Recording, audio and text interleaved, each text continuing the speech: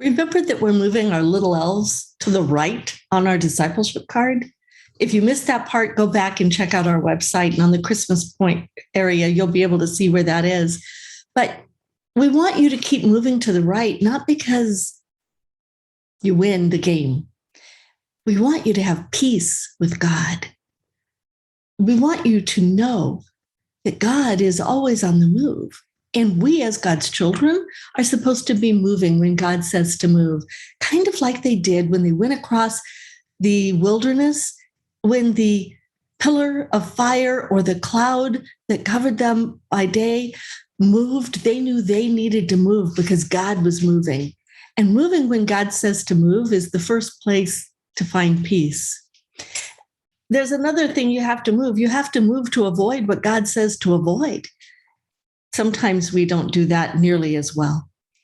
But peace comes, that peace that passes understanding. Did you ever sing that song as a child?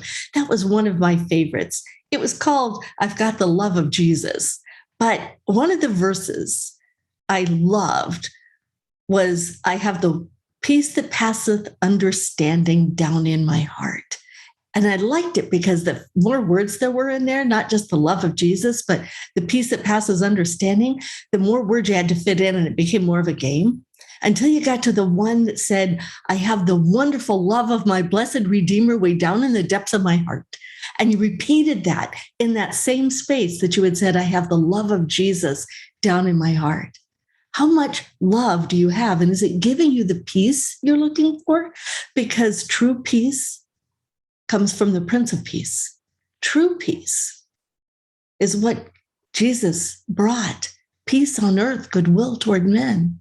True peace is resting in the God who loves you deeply and knows everything and won't let anything touch your life that hasn't been filtered through his loving fingers, knowing that he can use it for good in your life because you are his child. And you're called according to his purpose.